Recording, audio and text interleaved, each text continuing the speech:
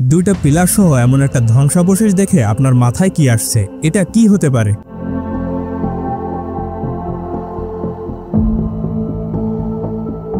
এটা হলো পৃথিবীর সবথেকে ছোট দেশ। কি অবাক হচ্ছেন, তাই তো?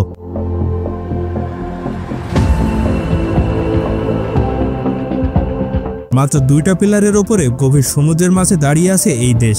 দেখে হাস্যকর লাগলেও আপনি কি জানেন এই দেশে যেতে আপনার পাসপোর্ট লাগবে? আরও জানলে অবাক হবেন যে এই দেশের নিজস্ব টাকাও রয়েছে।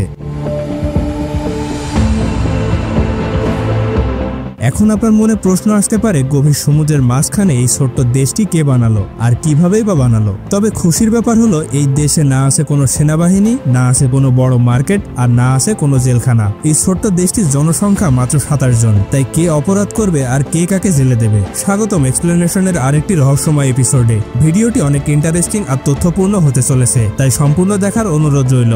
আর যারা আমাদের চ্যানেলে নতুন তারা অবশ্যই পাশে থাকা সাবস্ক্রাইব লেখাতে প্রেস করে বেল আইকনের অপশনটি সিলেক্ট করবেন।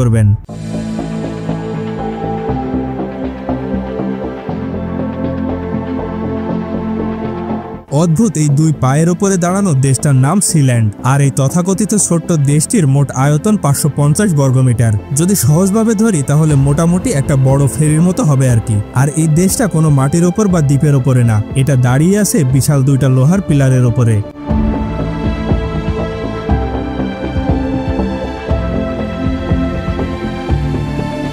এই দেশের আশেপাশে কয়েকশো কিলোমিটারের মধ্যে কোনো দ্বীপ বা কোনো ঘরবাড়ি নেই, চারিদিকে শুধুই পানি। এই দেশে যেতে হলে আপনাকে হেলিকপ্টারে করে অথবা কোনো নৌযানে করে যেতে হবে। এর প্ল্যাটফর্মের উপরের দিকে একটা হেলিকপ্টার ল্যান্ডিং প্যাড রয়েছে।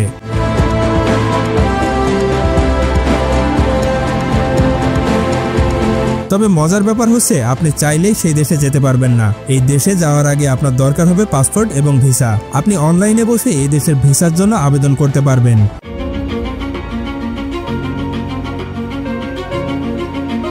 এই দেশে 13টা বেডরুম, 4টা বাথরুম, 3টা রান্নাঘর, 4টা স্টোররুম রয়েছে। জানলে অবাক হবেন যে এখানে একটা ছোট্ট ব্যাংকও রয়েছে। আপনি চাইলে সেখান থেকে ওই দেশের মুদ্রা কিনতে পারবেন, কারণ এই দেশটা আকারে ছোট হলেও এই দেশে তাদের আলাদা মুদ্রা রয়েছে। অনেক পর্যটক তাদের এই মুদ্রা কিনে নিয়ে যায়।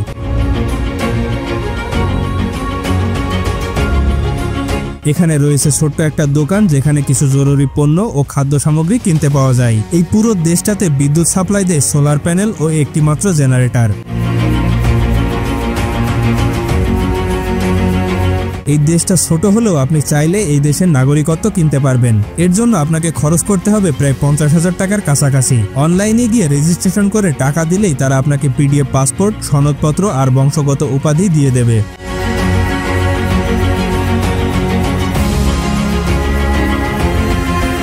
একটা মজার ব্যাপার হলো এই দেশে আলাদা একটা ফুটবল টিম রয়েছে এবং তারা আন্তর্জাতিক ম্যাচ খেলেছে, তাও আবার নিজেদের জার্সি পরে।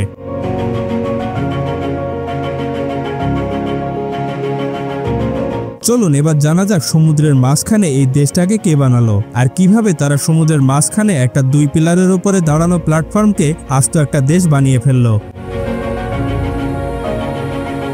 এটি আসলে দ্বিতীয় বিশ্বযুদ্ধের সময় ব্যবহৃত একটি সমুদ্র বন্দর। দ্বিতীয় বিশ্বযুদ্ধের সময় জার্মান সেনারা যে কোনো সময় ইংল্যান্ডে আক্রমণ করতে পারে এমন আশঙ্কা থেকে ব্রিটিশ সেনাবাহিনী সমুদ্র উপকূলে এমন দুর্গ বানানোর পরিকল্পনা করে। এখান থেকে শত্রুদের যুদ্ধ জাহাজগুলোর উপরে নজরদারি করা হতো, প্রয়োজনে শত্রু জাহাজের উপরে আক্রমণ পরিচালনার কাজও করা হতো।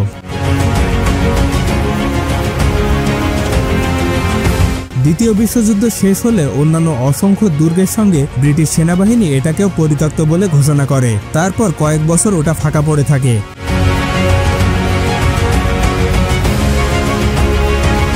এরপর 1967 সালে একজন ব্রিটিশ সাবেক আর্মি অফিসার মেজর প্যাডি রয় বেটস সরকারের অনুমোদন না নিয়েই এখানে বসে রেডিও স্টেশন চালাতেন। ব্রিটিশ সরকার টের পেয়ে তাকে বাধা দেয়। তারপর 1967 সালে 2 সেপ্টেম্বর থেকে তিনি এবং তার পরিবার সহ এই প্ল্যাটফর্মে বসবাস করা শুরু করেন। আর কিছুদিন পরে তিনি ঘোষণা দেন এই জায়গাটা এখন থেকে একটা স্বাধীন দেশ এবং এর নাম দ্য প্রিন্সিপালিটি অফ সিল্যান্ড। আর আমি এই দেশের রাজা প্রিন্স রয়।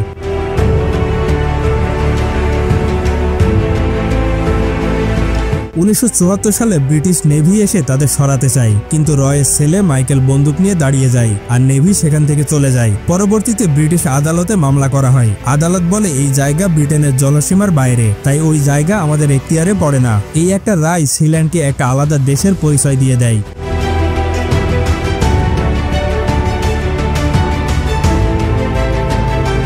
দেশের মূল মালিক রয় মারা গেছেন, কিন্তু তার ছেলে মাইকেল এখনো প্রিন্স অফ সিল্যান্ড হিসেবে দেশ চালান। বিশ্বের অনেক পর্যটক এই দেশে ঘুরতে যান, তারা সেখানে রাত কাটান, কেউ কেউ আবার সে দেশের নাগরিক হয়ে যান।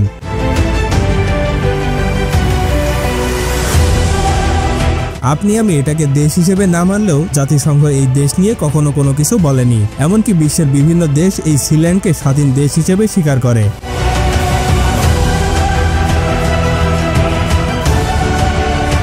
আজকে এ পর্যন্তই, দেখা হবে আরেকটি লজিক্যাল এপিসোড নিয়ে। ততক্ষণ পর্যন্ত ভালো থাকবেন, সুস্থ থাকবেন, আর ভিডিওটি ভালো লাগলে লাইক এবং সাবস্ক্রাইব করতে ভুলবেন না। ধন্যবাদ।